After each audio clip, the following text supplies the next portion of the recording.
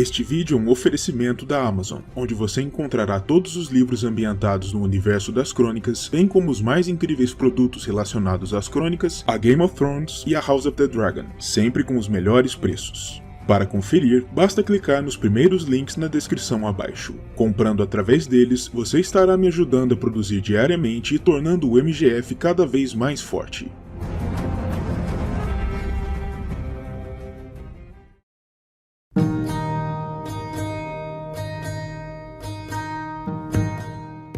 Saudações a todos e sejam bem-vindos a mais um vídeo especial do MGF.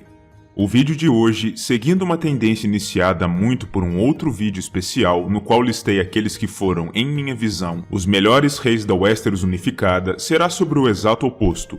Hoje, listarei e ranquearei aqueles que foram, para mim, baseado em critérios que tentarei explicar o melhor possível, os mais vis, inoperantes e até prejudiciais reis que o poente já conheceu, desde o início da dinastia Targaryen até o período atual. Lembrando a todos que a lista se baseia exclusivamente em meus critérios, e que todos estão mais do que livres para discordarem e criarem suas próprias listas nos comentários. Este vídeo não se propõe a ser a última palavra sobre o tema, mas sim apenas mais uma visão e uma análise sobre esse tema tão interessante.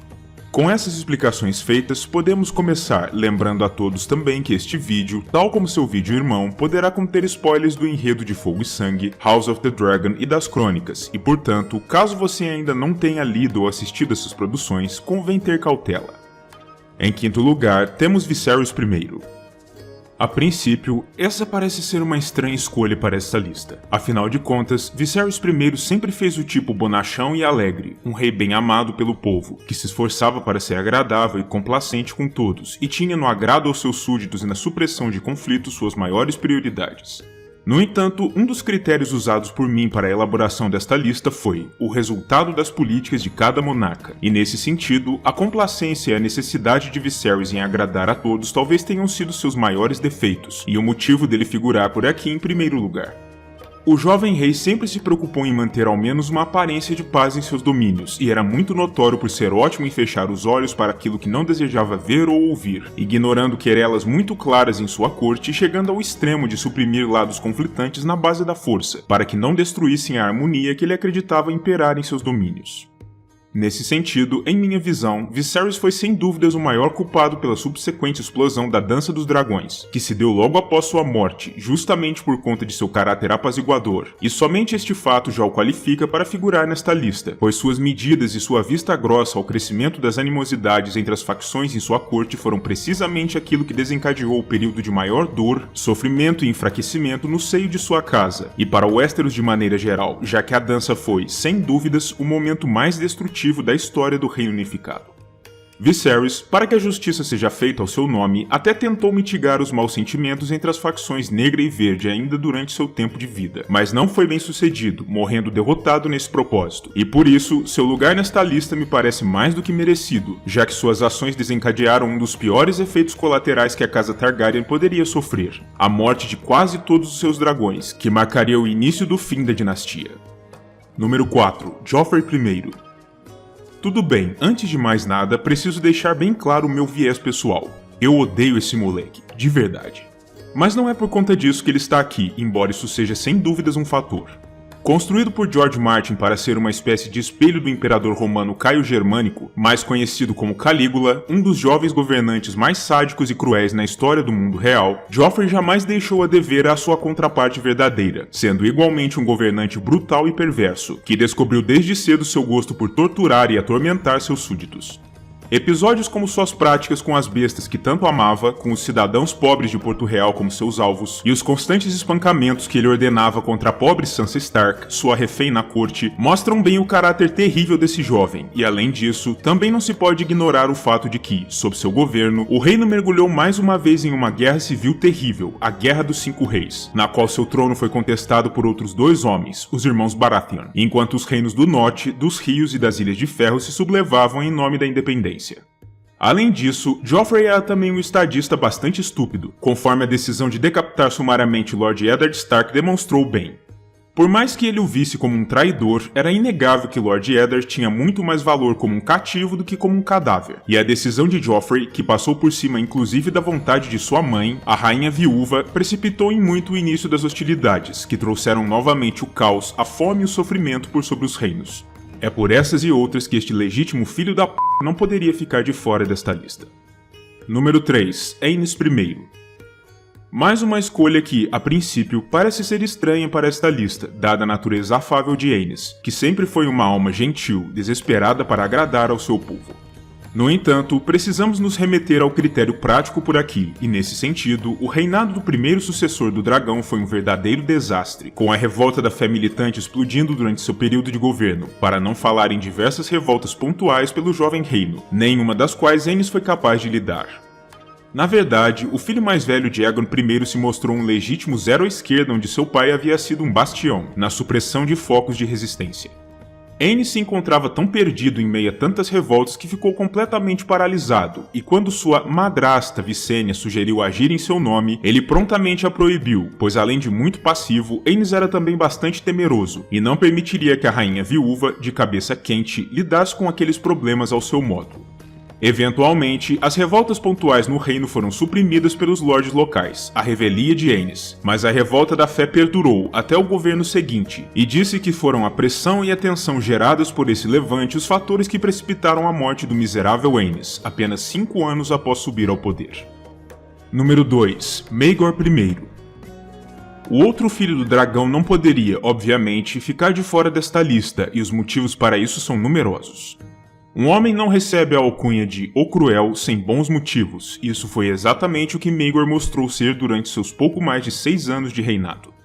Dotado de um temperamento marcial muito semelhante ao de sua mãe Visenya, Maegor se pôs logo a trabalhar após tomar o poder, com a morte do meio-irmão Aenys, se lançando com particular entusiasmo na luta contra o Levante da Fé, o que é expresso em eventos como, por exemplo, o incêndio ao Septo da Lembrança, em Porto Real, no qual diversos filhos do guerreiro arderam. As coisas se tornaram ainda piores no governo de Maegor após seu julgamento de Set na vila de Lord Harroway, na qual o rei foi ferido na cabeça. Depois de despertar, após um período desacordado, Maegor se mostrou ainda mais cruel e sádico do que havia sido antes, passando a tratar os súditos com uma mão de ferro quase insuportável, enquanto intensificava sua supressão aos homens da fé. Além disso, ele se mostrou pouco ou nada preocupado com as leis e costumes do reino, tomando diversas esposas de maneira simultânea, causando ainda mais ultraje aos homens piedosos dos reinos, e quem quer que sequer respirasse rebeldia era brutalmente punido por ordem do rei, quando não pela ação de sua própria lâmina.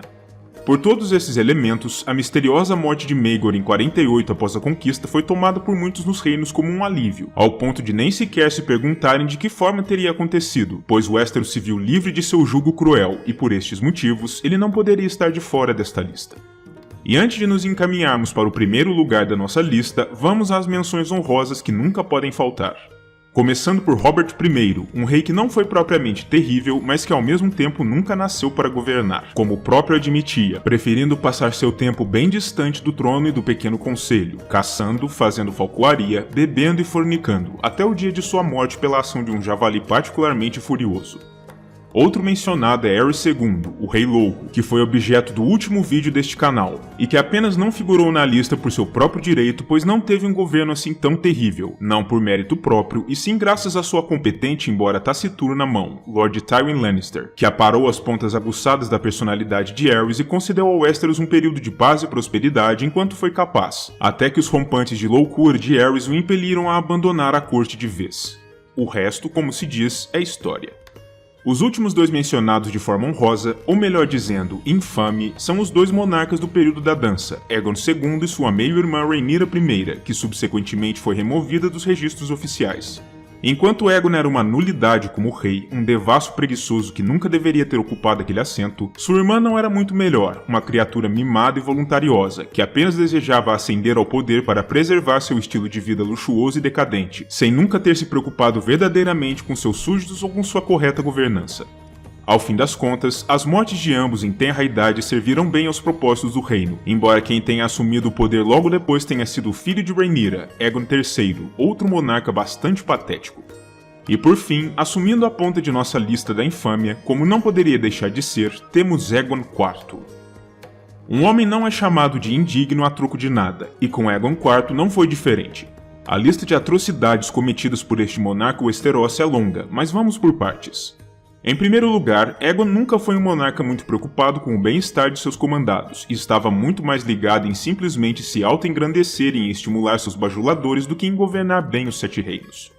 A corte dele era repleta de homens sem nenhum tipo de talento além do de serem capazes de agradar ao seu ego, e Aegon os estimulava através de um favorecimento indecoroso.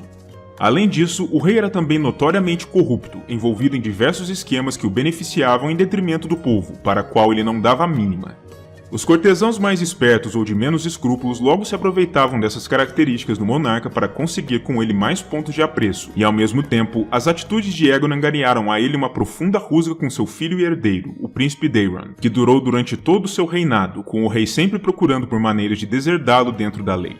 Aegon nunca foi capaz de encontrar uma maneira de se opor de forma eficiente à herança do filho, no entanto, mas seu último ato como monarca foi quase tão destrutivo quanto. Ele legitimou de um só golpe de pena, pouco antes de sua morte, todos os seus muitos filhos bastardos com diversas amantes diferentes, tornando-os todos em candidatos adequados à coroa, e um dentre estes, Daemon Waters, logo se levantaria em revolta contra Daeron II e contra os Targaryen, com a intenção de inaugurar para si uma nova dinastia, sob sua nova casa Blackfyre, fazendo estourar a primeira das 5 rebeliões do Dragão Negro sobre os reinos e mergulhando Westeros mais uma vez em guerra civil.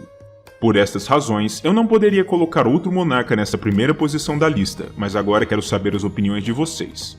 O que pensam a respeito da minha seleção? Concordam com os nomes escolhidos e com suas posições, ou têm suas próprias listas? Escrevam abaixo suas impressões nos comentários e eu verei a todos novamente no próximo vídeo.